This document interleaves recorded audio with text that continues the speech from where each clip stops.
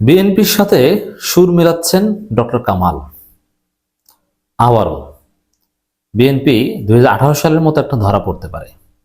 আপনাদের নিঃসন্দেহে মনে আছে, এটা বিএনপির অনেক নেতা প্রকাশ্যে বলেছিল যে ডক্টর কামাল বিএনপিকে বোকা বানিয়েছিল।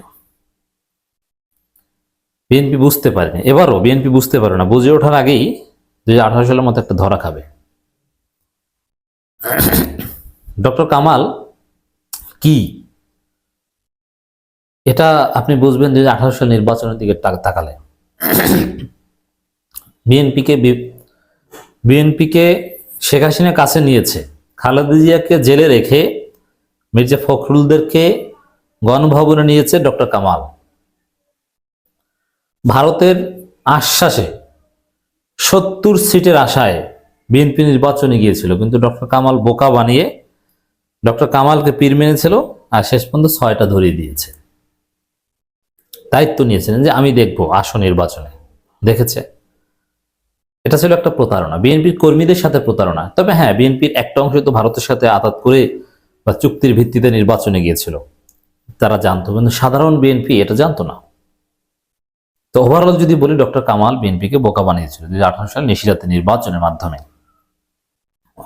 এবং এতটাই বোকা বানিয়েছিল, দেখেন এমন একটা পরিস্থিতি ছিল, খালেদা জিয়াকে জেলে রেখে বিএনপি নির্বাচনে গিয়েছে এবং সেই নির্বাচনের পর টানা 4.5 বছর একটা হরতাল অবরোধ দিতে পারেন। এতটা নির্বিঘ্নে দেশ চালিয়েছে আওয়ামী লীগ। এটা আওয়ামী লীগের একটা স্বর্ণযুগ ছিল। কতটা নির্বিঘ্নে 2018 সালের সেই নিশিরাতে নির্বাচনের পর থেকে একেবারে 24 সালের 23 সালের শেষের দিক পর্যন্ত, শেষের দিকে একটু হরতাল অবরোধ 28 অক্টোবর, 23 সালে 28 অক্টোবরের পর থেকে একটু ঝামেলা ছিল, তার আগ পর্যন্ত কোনো ঝামেলা ছিল না সরকারের জন্য, আওয়ামী লীগ সরকারের জন্য। এটা ডক্টর কামালের অবদান।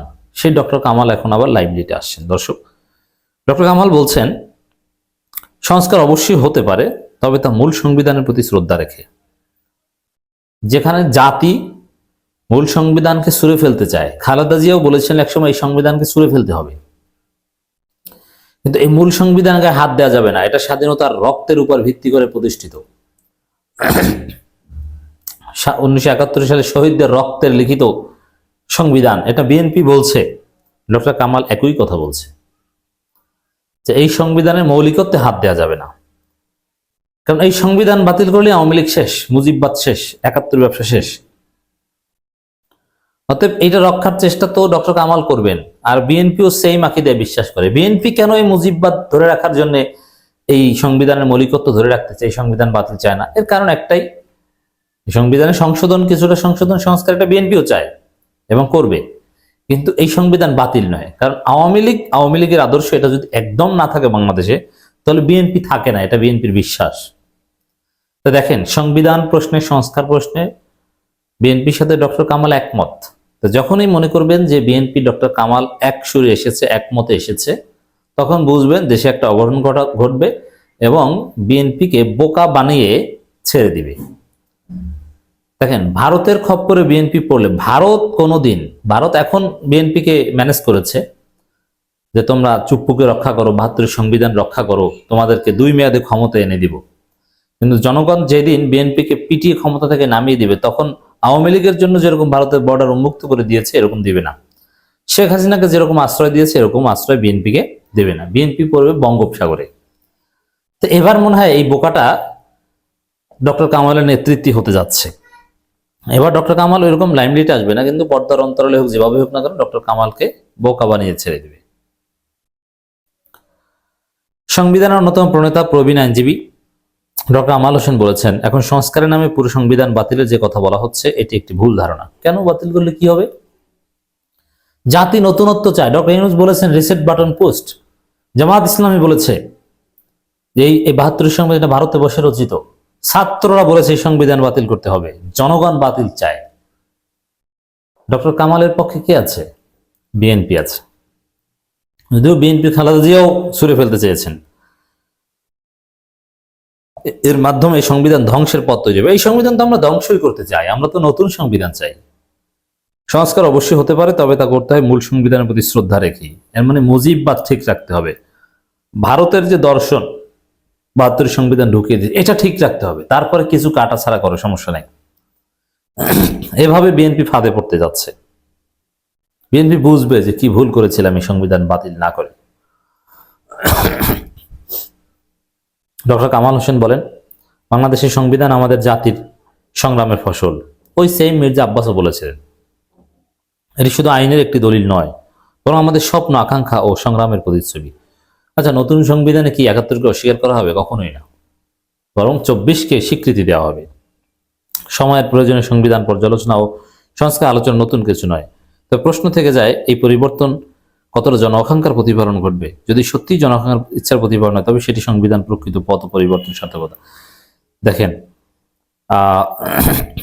মানে মূলটা বাদ দেওয়া যাবে না। আচ্ছা, এই সংবিধান বাতিল হোক, এটা জনগণ চায় কি চায় না?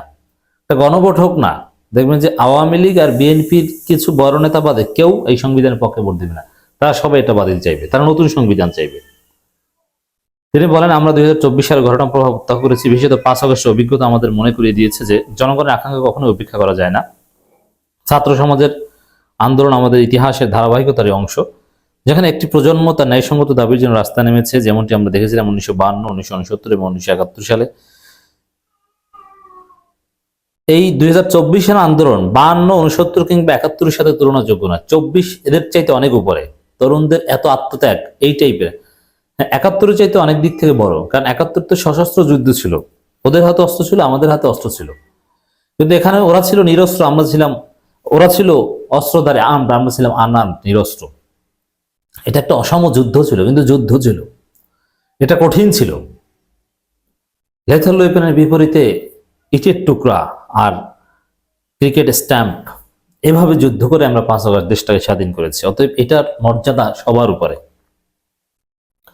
আন্দোলন শুধু একটি সময়সীমার মধ্যে সীমাবদ্ধ নয়, এটি আমাদের জাতীয় চেতনা অবিচ্ছেদ্য অংশ।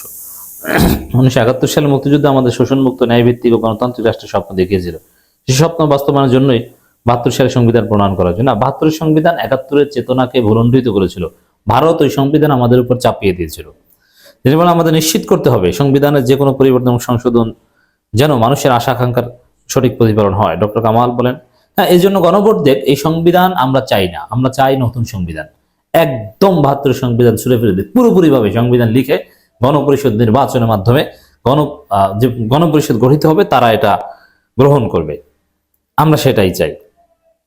অতএব দর্শক, ডক্টর কামাল, বিএনপি মিলিত হয়েছে। ভারত আবার এদের উপর সওয়ার করে টিকবে, যেরকম 2018 সালে টিকেছিল। ডক্টর কামাল বলেন, এখন যে সংস্কারের কথা উঠছে, এটি বিবেচনা করা দরকার, তবে অবশ্যই এই সংস্কার হয় মূল সংবিধানের প্রতি শ্রদ্ধা রেখে। মানে মুজিববার ঠিক রেখে যা করো। এখন মূল সংবিধানের উপর শ্রদ্ধা রেখে কিছু সংস্কার তো আওয়ামী লীগও করতো। যে সংবিধানের 17টা সংশোধনী, এটা তো বেশিরভাগই আওয়ামী লীগই করেছে। এরকম করবে, এতে তো আওয়ামী লীগের কিছু আসে যায় না। আওয়ামী লীগ এটাই বলছে, ভারত এটাই বলছে। দর্শক, ভারতের চেতনা ধরে রাখতে ডক্টর কামাল, বিএনপি ঐক্যবদ্ধ। কিন্তু আমরা চাই এই সংবিধান খালেদা জিয়ার ভাষায় ছুঁড়ে ফেলতে।